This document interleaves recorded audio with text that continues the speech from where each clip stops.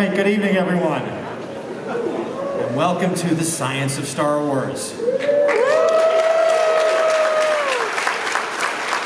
super excited to see you all here tonight, but just as a clarification for those of you thinking you were going to hear about the late Reagan-era Defense Shield program, let me just say, and I apologize before I say this, these are not the panelists you are looking for. My apologies, I had to. I'm a dad. So, my name is Steve Snyder. I'm the president and CEO of the Fleet Science Center. We're so excited to be sponsoring this event tonight. I'll take a quick moment to thank Melissa Miller here, who has actually arranged all of the panels the Fleet has been sponsoring here this weekend. The Science of Fast and Furious, which was last night, and tomorrow we're having a special tribute panel to Grant O'Hara. So I hope to see some of you all here as well for that. He's been working with Comic-Con for a number of years now to do these kind of science of panels and really highlight anything that really gets everyone jazzed about science. Because science fiction, fantasy, comic books, superheroes, you name it. Let's face it, pop culture, all of it is science these days, and science is all of those things. And in particular, this panel is particularly exciting for me myself, because I can remember at 9 years old, my father on a rainy Saturday afternoon said, you know, I heard there was this film, that a friend of mine said we should go see. Had no idea what it was, no idea at all what I was expecting at all, but you know what happened after that, right? You all know, I don't have to give the next years of fandom that followed. But most importantly, these films, these kinds of experiences excite people's imaginations and minds and think about what if and what could be and how could that happen and would it be cool if. And that's at the heart of all of science. And at the Fleet Science Center, we're looking to connect everyone to the power of science and engineering, and to do that in any way we can possible, including events like this. So I want to thank you all for coming out here today. We also want to take a moment and welcome Comic-Con, just as Comic-Con has welcomed us all these years. We'd like to welcome Comic-Con to Balboa Park. Comic-Con Museum that was soft opening yesterday, so if you get a chance to come down there. And hey, while you're in the park visiting the Comic-Con Museum, why not come visit the Fleet?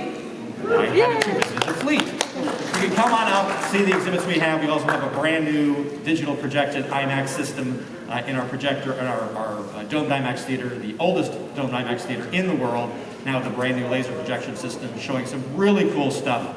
Ghostbusters is running right now, starring, as I've been told, the sexiest man alive. Absolutely, Bill Murray. Just imagine him on a giant dome. We'll be showing Spider-Man next, and then some films coming along. And we are working on a special series of Star Wars films as well. So hope to see you out at the Fleet. Thank you all for coming out here tonight. Hopefully we'll see you again tomorrow as well at the tribute panel.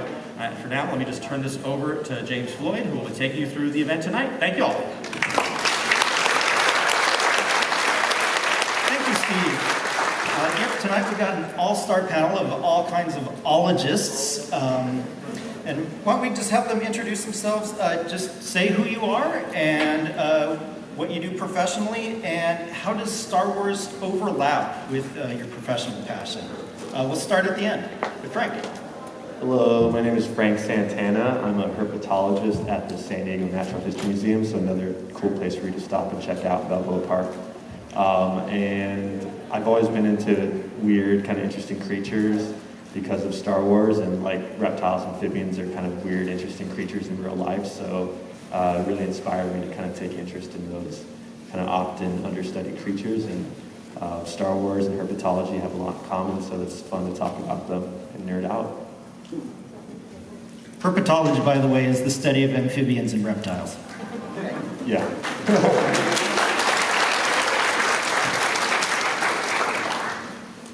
I'm Dr. Lisa Will. I'm a professor of physics and astronomy at San Diego City College, and I'm the resident astronomer at the Fleet Science Center. I saw Star Wars in 1977, and that's why I'm here.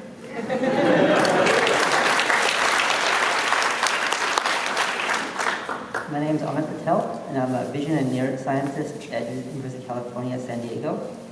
And I've always been interested in Star Wars, and there's a lot of overlap between eyes, which are really prominent in the aliens, and like quite a vision. So I'm trying to study that.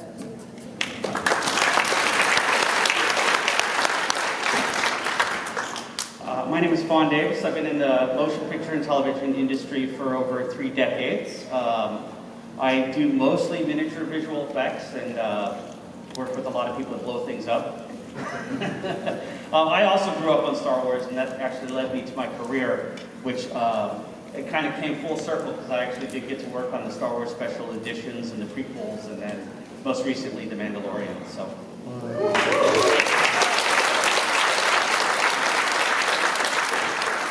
My name is Melissa Miller. I'm a science communicator. I'm also a volunteer at the Fleet Science Center, and I basically just can't turn off my love for wildlife and biology and stuff. So when I'm watching anything, I'm thinking about the animals. And I always love that in Star Wars, you know, to set a scene, you know, George Lucas, like, ooh, small critter, you know, scurries by kind of thing. So that always caught my interest. And I now write articles about sort of the science of Star Wars for Star Wars Insider. I think everyone on this panel has been a source for an article for me, or now James and I are doing the Star Warsologies podcast, where we love overthinking this intersection of academia and Star Wars. Yeah, basically, if you like this panel, you'll love our podcast. Every episode we have a different expert on in their field of study, and we dive into where their field of study and the galaxy far, far away meet up. So let's give a hand for our panelists.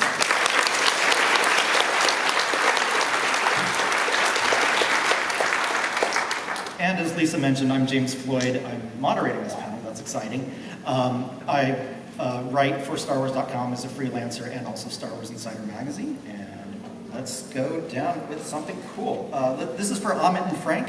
What clues do you get about predators versus prey species just based on the characteristics that you see, the eyes or their body types? And let's throw some very cute predator and prey here. So for me, as an ecologist also, you kind of think about the interactions between animals, and, the sizes of them is a really big cue on who's a predator and who's a prey, right? So in The Mandalorian, Grogu seems to be a predator of anything smaller than itself. It's almost like a frog, right? A frog in real life will eat anything it can stuff into its mouth that's, smaller than it. So Grogu is definitely a predator in a lot of instances. And if you remember, I think it's in one of the early episodes of season 1 of Mandalorian, he ate a frog, he just downed it, right? Like, he really enjoyed it and downed it. But the second time he encountered a frog, that frog looked a little bit different. So if you notice, it's kind of hard to tell from that picture, but the frog has a lot of bright coloration on its body. And that bright signaling is like a way to communicate with the predator that you're poisonous. So this frog in The Mandalorian is poisonous, and in the show, Grogu is kind of teased by the kids when he half swallows the frog, but he would have downed it. He wasn't worried about what the other kids thought of him. He spit it out because it's poisonous. So like, as an ecologist, I'm looking at that patterning, and in real life, you see these really amazing bright colors on these frogs, and that's a signal that they're poisonous. So these tropical species that live in South America, they have these bright colors, and that warns them that they're poisonous. And so you kind of see that analogous pattern going on with the Mandalorian and Grogu. Pretty cool stuff. Yes, besides the size and the coloration, the eyes actually give you a really good idea of whether a species is a predator or prey.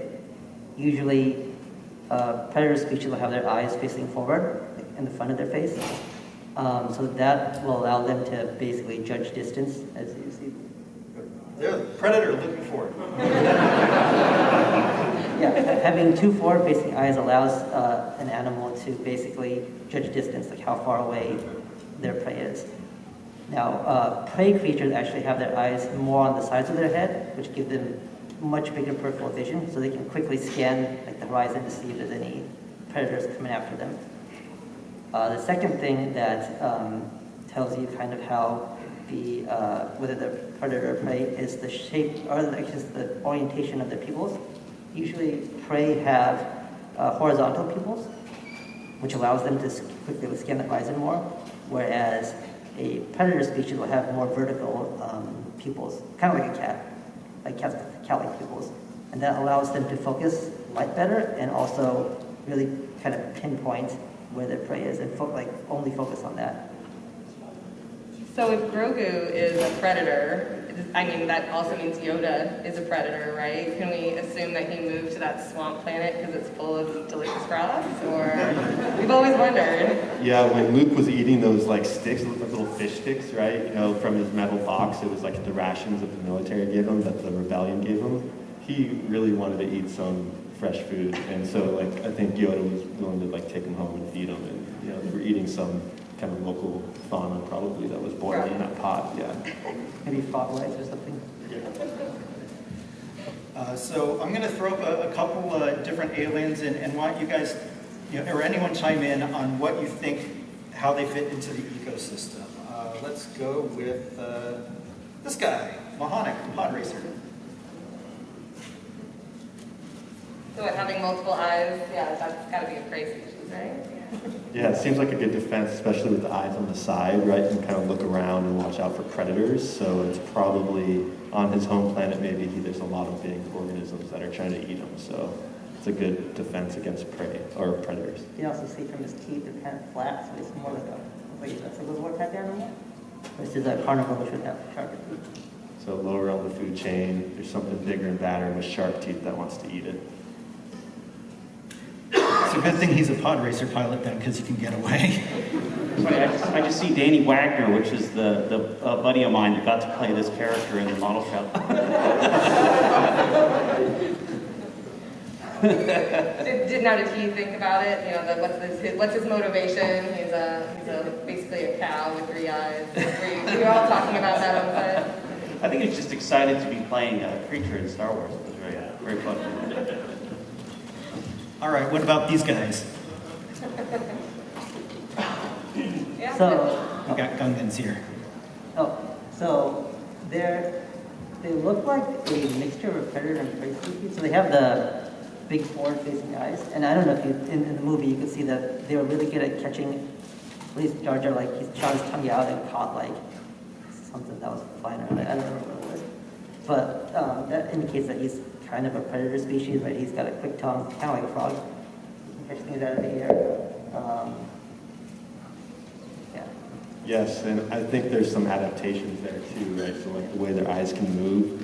If you think about, they're Gungans, they live underwater in the city underwater, and in that scene where there's these big monsters that come out to try to, eat the smaller fish. So I think in reality, things don't fit into that box so easily, right? Whether they're predator and prey, things can be in the middle, right? So there's organisms that can be both predators and preys depending on the situation. So I think they kind of maybe fit in the middle where there's something bigger than them that they have to worry about, but they also are good hunters to survive. Well, speaking of Naboo and its diverse ecology and all that wildlife, how could a planet like Naboo work with that watery core? And what other types of things that we might see on planets that we usually don't see in Star Wars planets, but on real planets with maybe different atmospheres or whatnot? Let's see if I can get it. He's flipping through so many things. There we go. Yeah, there. All right, so I have to admit that watery core always kind of disturbs me just a little, but you can have liquids underneath the surface. So in our own solar system, on moons of Jupiter and Saturn, we have evidence of large bodies of water underneath icy surfaces. So having subsurface water isn't a problem, actually. It's the subsurface water, this amount of it on a rocky planet, that is a little bit more problematic. But there's probably a way we could actually get it to work, because we do see the phase that a material is dependent on the pressure and the temperature that it's experiencing. And so we could get that happening. And actually one of the places in the solar system that is most likely to have life, if we were to search for it, would be these subsurface oceans of moons like Europa and Enceladus and other worlds in the outer solar system. Juan, this is one of the sets you worked on, is that right? Yeah, that's me, underwater. Awesome. This is how I experienced the science of Star Wars from my personal perspective. This was actually really interesting because we shot this using a technique called dry for wet. So We had built that whole set out of, you can see there's aluminum foil. It's not the store-bought stuff, but it's a thicker version of it. And then we would dress it, and then we would fog up the stage, and we would light it in the same way that you would experience light in the ocean. So all the light was from above, and then we created atmosphere with fog machines to make it feel like you're underwater. And so we had, they call them cucalorises. There's these light filters that kind of break up the light from the top, just the way the water surface would break up light. So those are the kinds of things that we would think of in creating these unusual worlds. Did you say cucaloris? Cucaloris, yes. That could be the name of the alien. You got to use that. That's a cookie for short. They don't taste good though. They don't taste good, all right. I don't, are there any other favorite models that you worked on that you can kind of tell the design influence, maybe inspired by different things? Yeah, it's really interesting actually. When we worked on the Star Wars movies, George Lucas had a very, very clear vision of how we were to build and design things, and that was that you have to be able to recognize what it is within a couple seconds. And so every design in Star Wars is something you could recognize almost immediately, what you're looking at.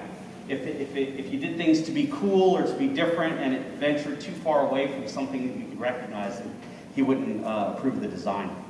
So we had a lot of fun with this movie, but it was very complicated. This scene here, actually, if you go back to that, like there are considerations that we have to take into account when we're making these movies that you would just never imagine being so complicated. I remember this scene here with the hallway was very, very complicated because it was a miniature. It's hard to keep everything in focus. So we had to shoot this scene. The model came apart in sections. So every time you see an arch, that's a different section of the model. And when we shot that, we had to shoot the front section and then put a piece of velvet over it, and then and cover everything in the back. And then we had to take away the front section and shoot the second section, and then the third and fourth section. We had to shoot them all separately, just so everything can be in focus. And then it would composite all those scenes back together. So, and of course, while you're doing all that, none of the elements of the model can move. So it was, that very simple shot actually ended up being really complicated. And that's one of those things we didn't discover until we actually got it out on stage and started to try to shoot it. How did you shrink Ewan McGregor to fit in the model? That was in the computer. He's in a computer? They shrink him in a computer, Oh, yes. that makes total sense. So anyway, yes, if you want the real science of Star Wars, go into computer science. I really like the insight that George Lucas had that plan, right? That things should be relatively quickly recognizable. I feel like that's how all of us are here today. It's not totally wild, we could never think of this. It's like, oh, that's got an element of a frog, that's got an element of a bird. I recognize what we're doing here, because that's why Star Wars, I've always found Star Wars so accessible, but still fantastic. Yeah, I think that's why it's so interesting to hear you guys talk about the wildlife and how real rules of wildlife apply to fictional creatures. And I think that is because there was so much effort to draw from reality when creating all these alien worlds. Yeah, so one of the cool things about wildlife, who here likes porgs? Come on! Okay, there we go. So let's talk about porgs for a second. Yeah, We're going Jake, back really fast. the There we mouse go. is broken. So. Nope, there we go. Porgs, they can nest anywhere. And by the end of The Last Jedi, the Resistance fleet is 100%, all of their ships are crewed by porgs. I like this alternate reality. What? There's only one ship, so. Oh, dark. Yeah, James billed me as a porkologist in this panel, and I guess I'm close enough to it. So one of the first article I wrote for Star Wars Insider magazine was about porgs, because this was really my first seeing The Last Jedi. I grew up in a bird-watching household. My brother is an ornithologist, studies birds for a living, and we went to bird camp and all this stuff. And the first thing I saw, the only thing I saw really while watching The Last Jedi was, oh, those are puffins. This fills the same idea as puffins, and sure enough, Acto is what, Skellig Michael? Skellig Michael in Off Ireland. the coast of Ireland, which is a seabird preserve when they're nesting. And so they were all in the backgrounds of the shots, so they decided to work them in. And I had the great fortune of interviewing Jake Blunt Davis, who is the concept artist behind porgs. So this is some of his and what you were just showing was some of his early sketches for something to do. And I love the idea that there's like the bat sort of flaps, and some of them had a bill. So that's really the big difference between porgs and puffins that I learned was the bill. So puffins use that huge bill that they have to burrow and nest underground because they have aerial predators like gulls and other animals will come and eat their eggs and eat their babies. So they do underground. Whereas porgs, in his concept art, it didn't make it into the movie. You know, if they have aerial predators and yet they don't burrow because they don't have that bill, so they can't burrow. But it also means something about them, right? Seabirds that lay their eggs out in the open, even if they're predators, are usually very aggressive. So maybe that's why they've got these little teeth. We don't ever see it, and they seem quite tame around, you know, the Jedis and the fish nuns and stuff. There's but maybe the teeth. they're super aggressive. There you go. And yeah, Jake also gets down into it. I love, you know, he's not a biologist or anything like that, but he said he was watching enough David Attenborough specials to really think about the biology of these creatures that he creates.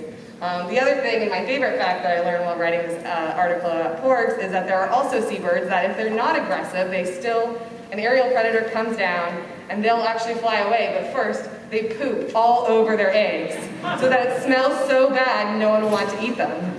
And so, you know, just think about that the next time you watch The Last Jedi. So speaking of eggs, you know, we know there's a favorite Star Wars character out there who really likes eggs. Wait, who are you guys talking about? Of course, we're talking about Grogu, Baby Yoda. You know, there's a lot we can talk about with him. But let's talk about Frog Lady. She's an amphibian, but she's also sentient. So what do you think that means, Frank? Yeah, so the frog lady is a very evolved type of amphibian, right? So she walks bipedally, she can communicate pretty well with other more sophisticated life forms. But if you think about the evolution of this, you know, frog lady, she's still tied to her past, her evolutionary past, right? So just like, you know, as mammals, we have traits that our mammal ancestors had before us, and, you know, more evolved, our brains are bigger, but we still kind of have a lot of similarities with things like chimps and things like that, right? So the frog lady, no matter, you know, she's very evolved, but she's still an amphibian. So one of the big things about amphibians is that they really need to stay moist at all times, and especially their eggs. So their eggs they're not like a chicken egg. Their water can penetrate back and forth through them. They have to be in really specific environmental conditions, so like the pH and everything has to really be suited to support those eggs. And so she has to carry her eggs in this canister to make sure that they're always moist. And even though she's like one of the last of her species, she really has to make sure that those eggs are held in that very kind of like specific conditions at all times. So it kind of limits her ability to reproduce. And this technology, you know, because of Star Wars, she's figured out a way to transport her eggs in a way that keeps them at this stable condition. She just has to watch out for predators like Grogu, who will mac on those eggs as quickly as they can. And those eggs don't really have a defense, and it's kind of cool because in real life there are some frog species where the females will hang out with the eggs and protect them from predators. Sometimes the males will do it, so it's parental care, right? So this is like an advanced kind of feature of parental care in the frog lady. So it's really cool to see that. So something like this, you transport frog eggs in real life? Yeah, so what's crazy was that while these episodes were coming out last year, I was doing this in real life with the California red-legged frogs down in Baja California, Mexico. It's an endangered species of frog that we moved frog eggs from Mexico and crossed the border. At customs, we had to claim the frog eggs and drove them across, and we put them in a couple sites in Southern California, in San Diego and Riverside.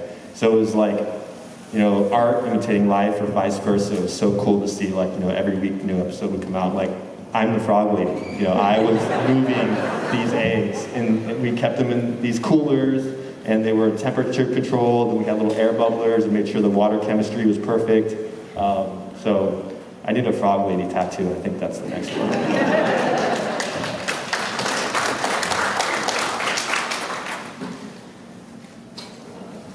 So one of my favorite creatures in Star Wars are the Jawas. Are any Jawa fans out there?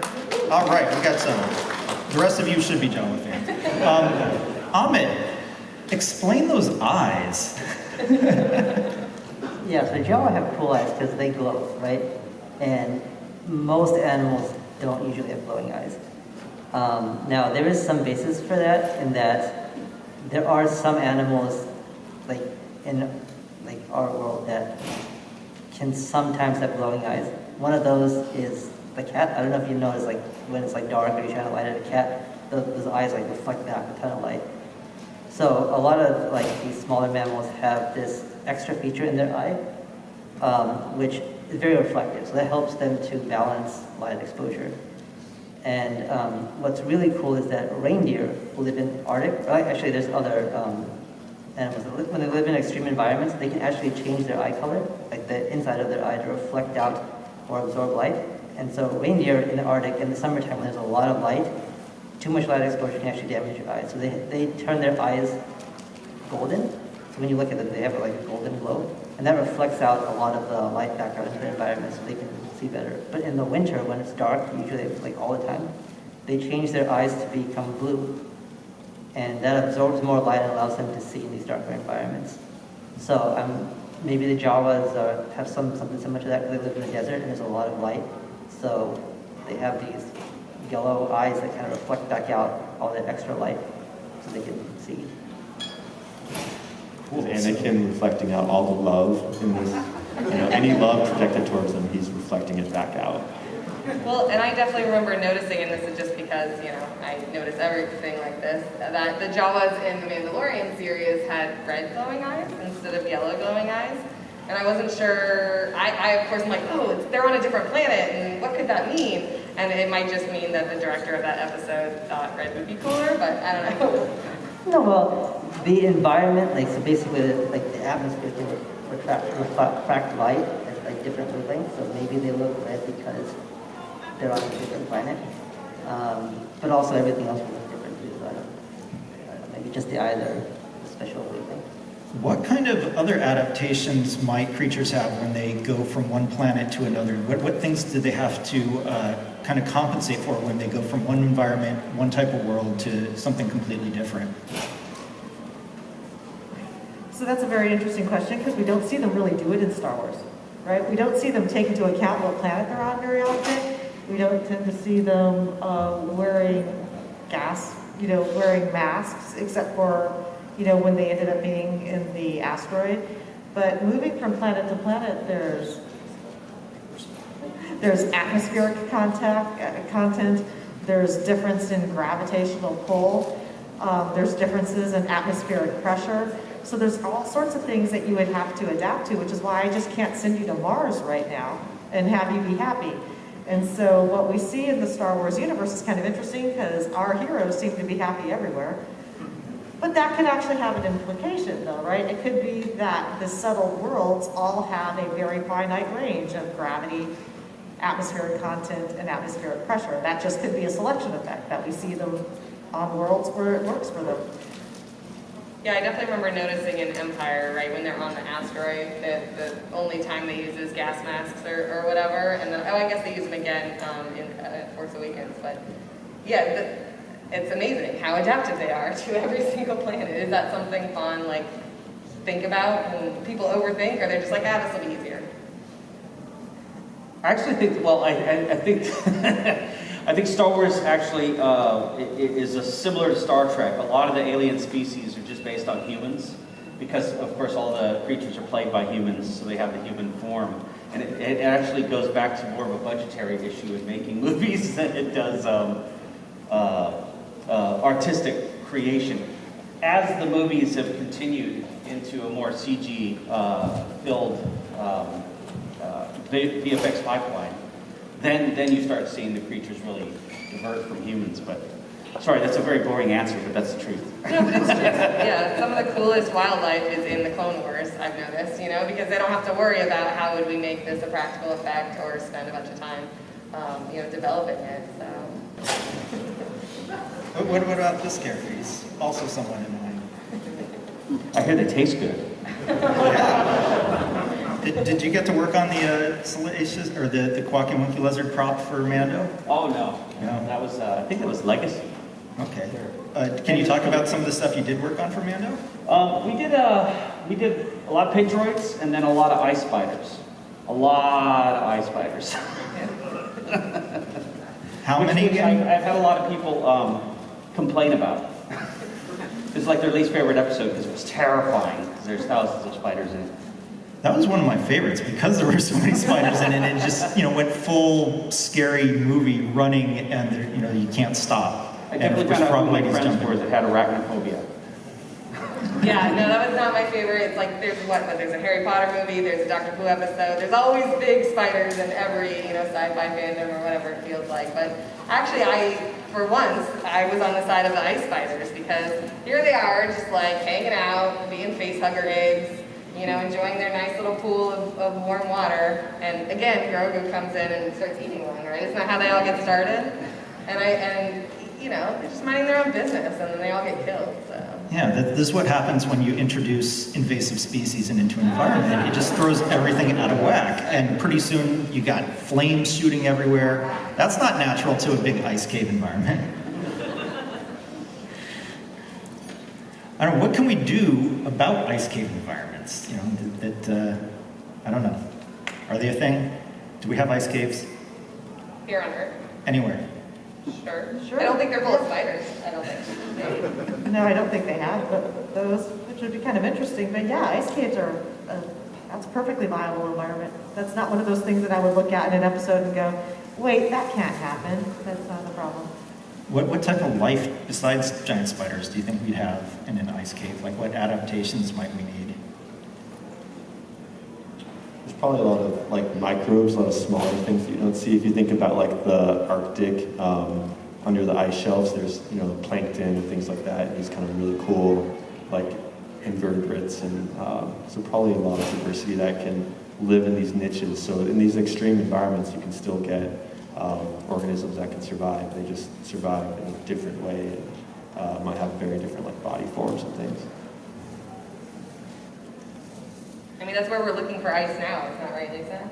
In terms of ice worlds or... Well, what's interesting to me is that the study of extremophiles here on Earth has basically opened up a whole field called astrobiology, that there's all sorts of environments that we're finding on Earth that creatures can survive in, and so why can't they? I mean, I think the answer is that there's probably a lot more survivable environments out there than we would have previously thought based on what we now see on Earth that my fine biology friends understand better than I do. But what's funny for me is that as I talk about the environments we see in space and the chemical forms that we see there, like nitrogen ice and carbon dioxide, like ices and stuff that exist in different phases naturally in space than they do here on Earth, they get some of my chemistry and biology friends excited because they're like, we didn't know that existed out there. And that could be a possibility for this sort of, extremophile. So that to me is the fun crossover between the life sciences and the physical sciences when we look out into space.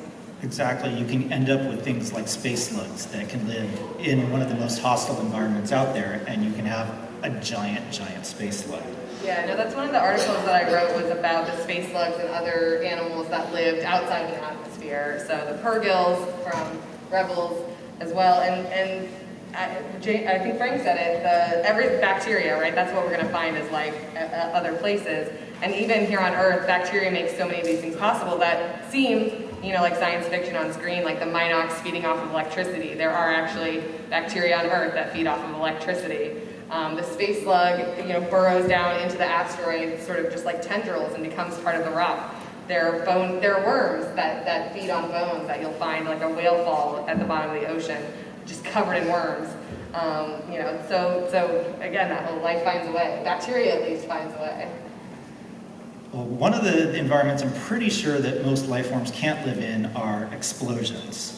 It's mostly because explosions happen pretty quick, so to evolve into that might be tough, but I know somebody here is really good about talking about explosions. Yeah, actually, he got to blow up ships for a living. That's pretty awesome. Yeah, this photo is great, because this is from the first pyro shoot that I've ever worked on. It was with a pyro technician named Jeff Herron. A friend of his is in here from 3210. That's where Jeff Herron is now. But anyway, so I learned a lot about pyro from Jeff Herron and his team. We would build models that they would then blow up. And in this one was the first time I ever worked a pyro shoot. It was absolutely amazing. because you see these explosions in movies, and they're very dramatic and they're very loud and just cinematically exciting. And so we set up to do this shot. We loaded up the model with pasta is a thing. So there's a lot of science that goes into the filming of explosions. Jeff Herron and his team would plan everything to the millisecond. We would pre-break the model on the inside so we knew exactly how it was going to break and where debris was going to fly to the best of our knowledge. There were a lot of things that we'd have to test, like there's a formula for how many frames per second to shoot an explosion. There's several formulas, actually you'll find them on if you Google them. And I famously asked Pat Sweeney, one of our cinematographers, about those formulas, and he said there's a lot of those formulas, but they're all wrong. Because basically what we would do is we'd shoot a lot of tests and we'd just pick the speed that looked best. But anyway, so we planned these things to the millisecond, and Jeff described we're going to blow up this ship and the front of it's going to explode, pasta's going to go everywhere. We used pasta because you had to really pack these things with debris, because debris would fly past the camera so quickly that you wouldn't actually see it. So we ended up loading a lot more debris than you would actually ever see on camera, just to make sure that there was some debris that would make it onto the final frames of the explosion. And pasta was a really inexpensive, fast way to do it. We just break up pieces and spray paint it and pour them into the model. Anyway, so when we shot this, he described this 3-stage explosion. There was going to be fire coming out of the windows, all this amazing stuff, and I was ready for it. I was on set, and I was just going to turn on the model lights and turn them off because we were running 12-volt lights at 36 volts, which means they'd only last about 20 minutes instead of years like a light bulb should last. And that was to create enough light to film this explosion because, again, the science of it, if you're shooting high speed, you need a lot of light for every single frame because it goes by so quickly, right? So we'd light these things up very, very bright, much brighter than you would imagine. Anyway, so we're shooting on film. Pat fires up the camera, and it's screaming because this is a film camera. It's what we shot everything on film at this time.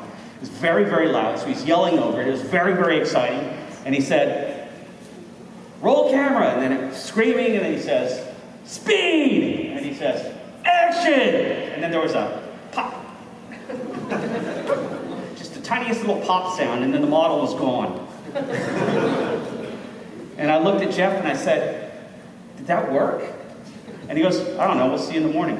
So we had to develop the film, so that sure was enough, just one take? That was one take, yeah. And I had thought something went horribly wrong because it was just sounded like a firecracker, just kind of a pop sound, and the model was gone, and there was stuff everywhere, but I didn't see anything. I didn't see a 3-stage explosion with fire. And then sure enough, in the morning, because it was shot in high speed, flames came out of the window, and then the ship broke apart, and there were 3 distinct fireballs, and that shot's in the movie. But without the sound effects, when you're there and you're shooting high speed, it doesn't seem like anything. So that was my first experience with pyro and blowing up models. It was very unique, very, very cool to kind of see how much work went into just that couple seconds of footage, and how even less of a second that time it took to shoot it. It was just amazing. All right, we're going to start audience Q&A. We have a microphone up front, but Lisa, tell us a little bit about real-world explosions, and do they blow up as fast as a pop, or do they last long like the explosions we see in movies?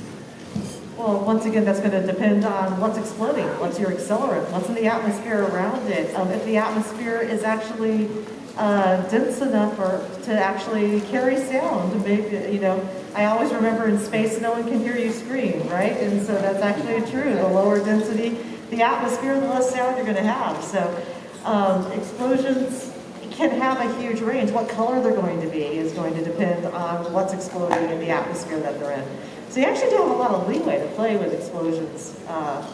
And I know we need an accelerant, and we always think of flame as needing oxygen. So the way I justify the explosions in space in my head. It's like, well, the oxygen or whatever air was in the spaceship is there for it to feed upon during the moment of the explosion itself, so you don't have to worry about that. At least that's how I hand wave that away for myself. All right, first question right there. Hello, thank you for hosting the panel, by the way. My name's Ricky, and I was just wondering, how does sarlacc work? I mean, they digest their prey over 1,000 years. I mean, or supposedly. I mean, Boba evidently survived, of course. But, you know, spoiler alert. You know, thank you. Sarlaccs, go for it. There's actually insects.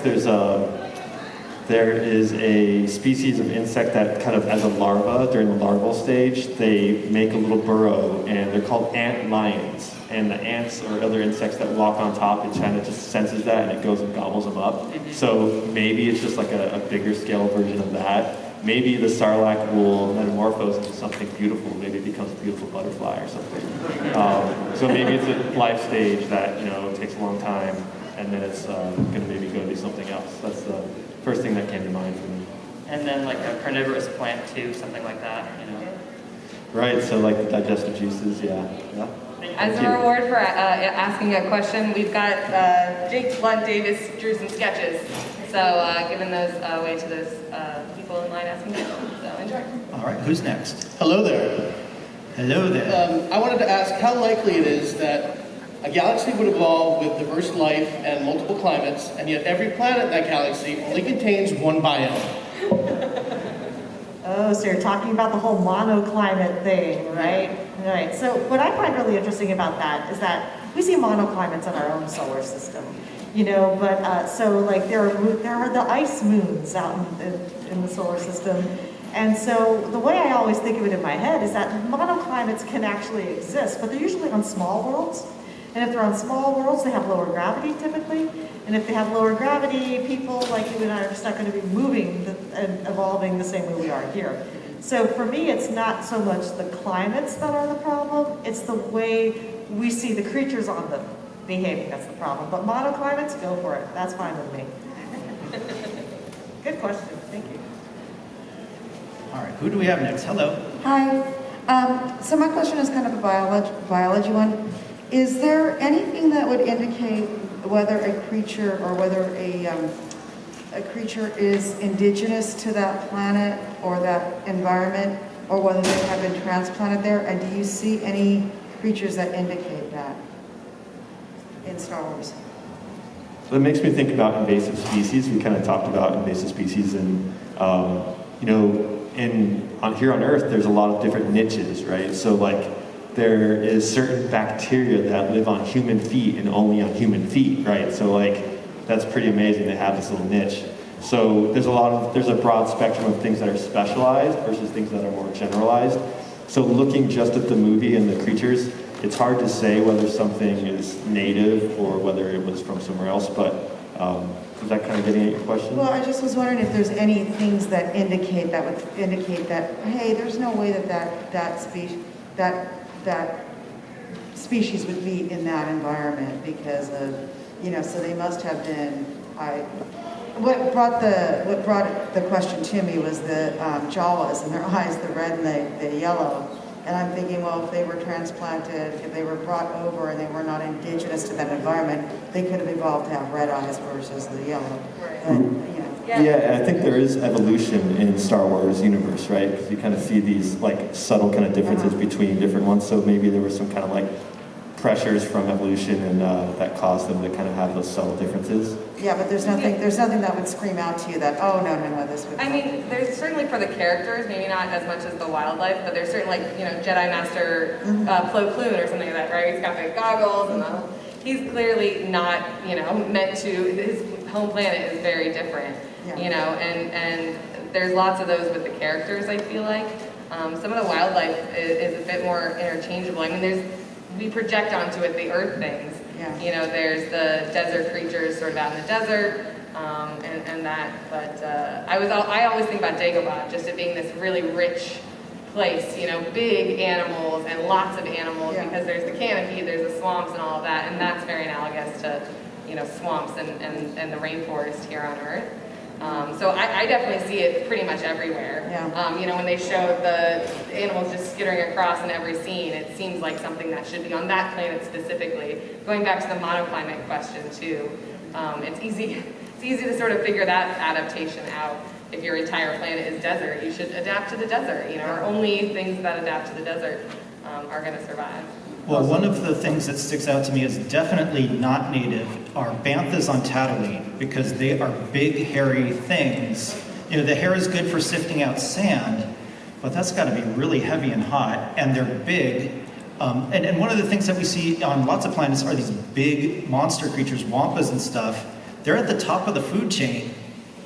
There's not a whole lot further down the food chain. There's tauntauns, and they eat lichen. So how are they getting enough energy to be tauntauns? How are there's enough tauntauns for wampas to eat?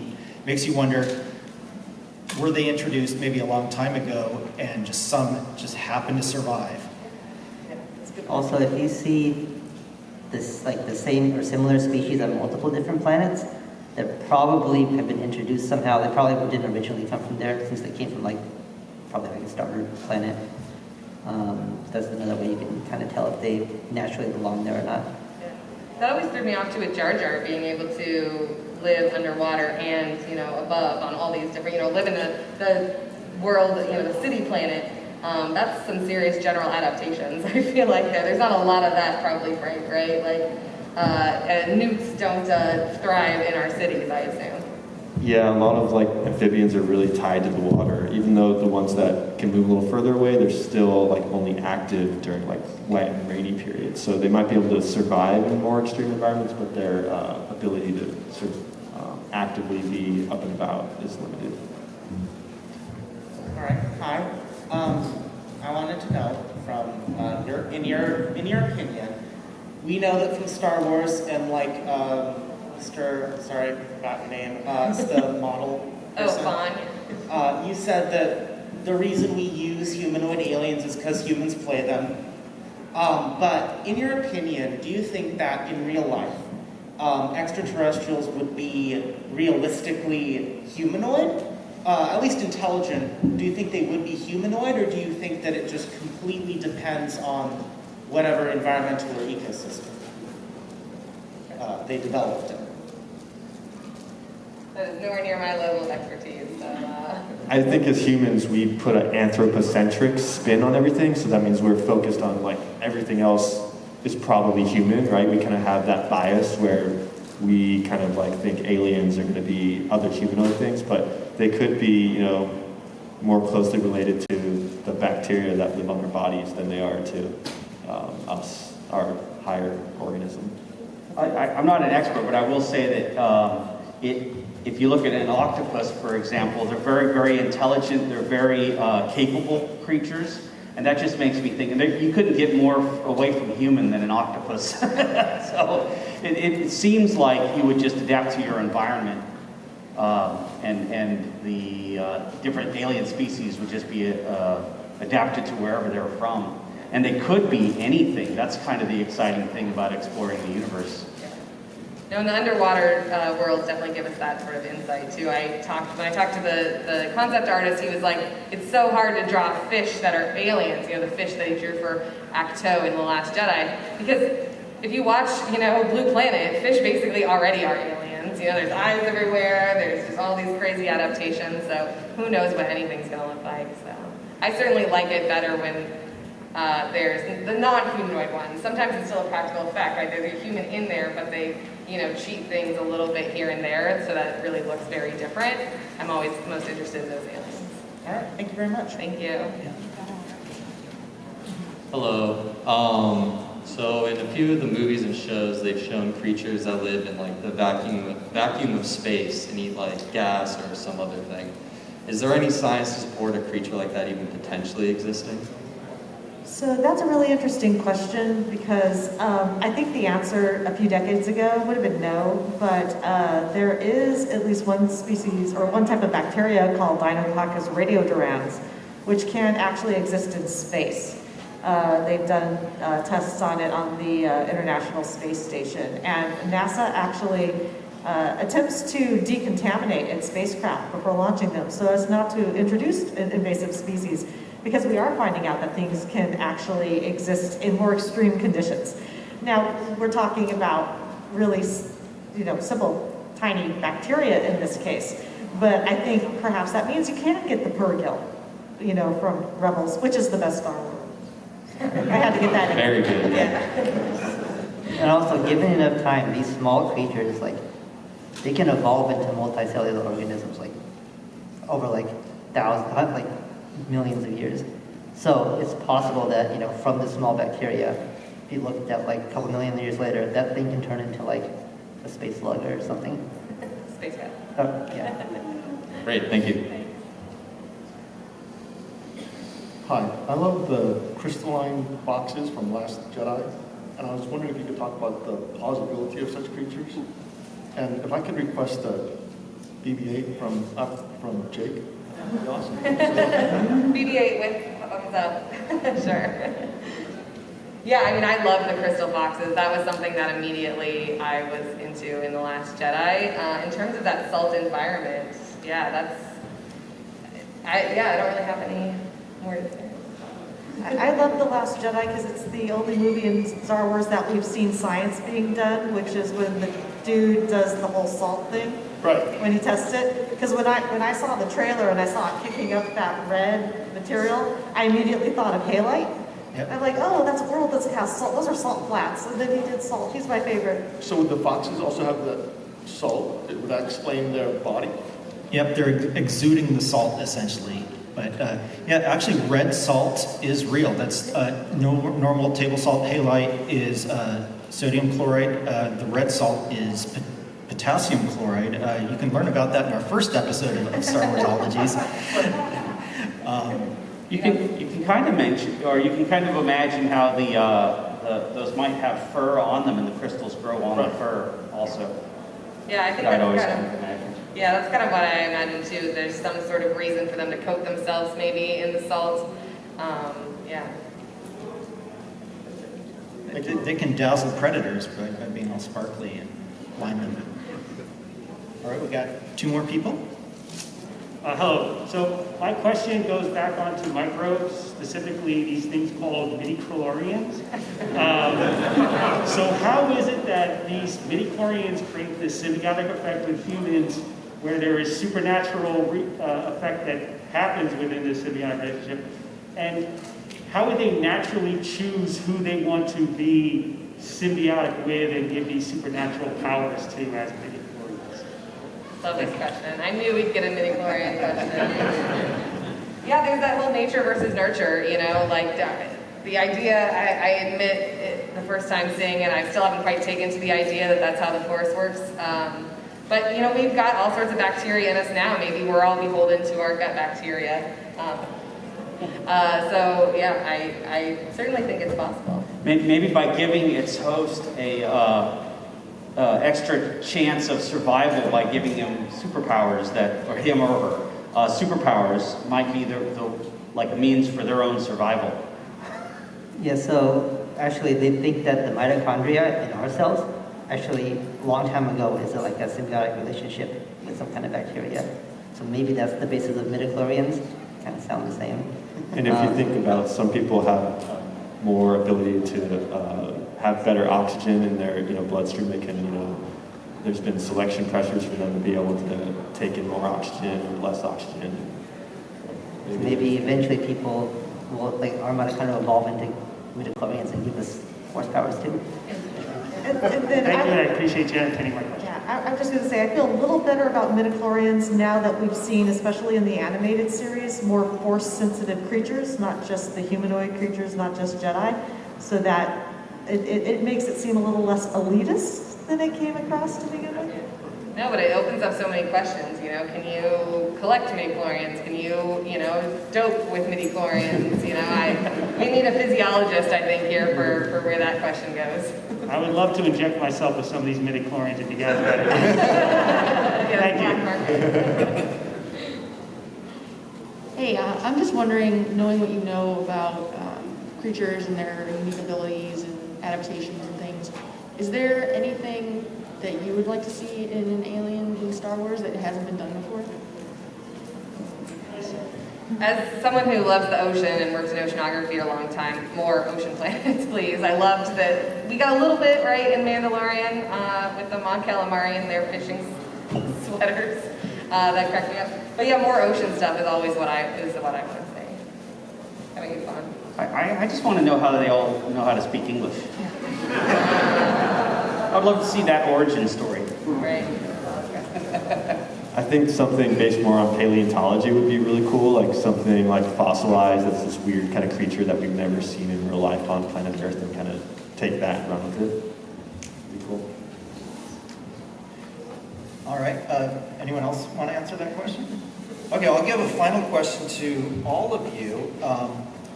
Do you ever feel like you are playing the role of a Star Wars character in any of your job fields, or is there a job in the Star Wars universe that you would want to have?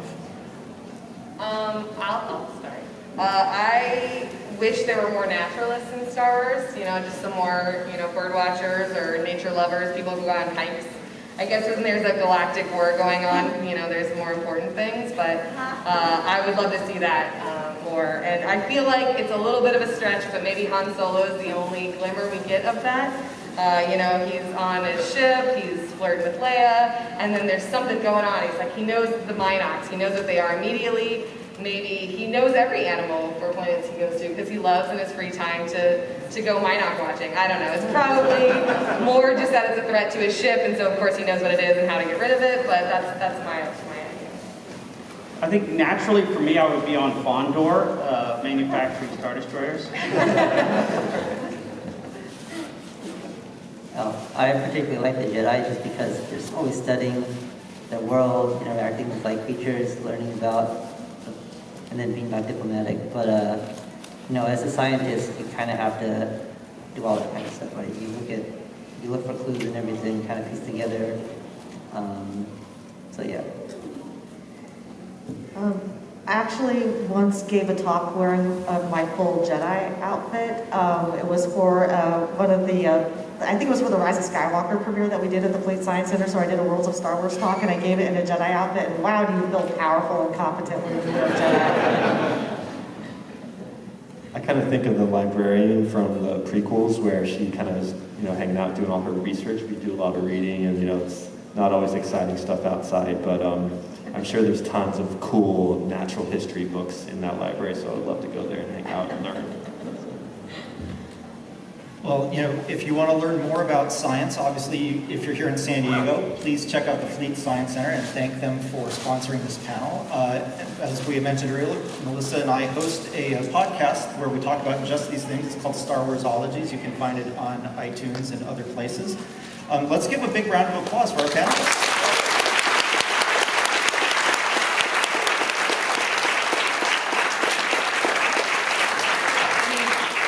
Tomorrow at 11 o'clock and see Fawn and I. We've got lots more great stories and behind the scenes Star Wars tie-in at the Grant and Mahara tribute panel.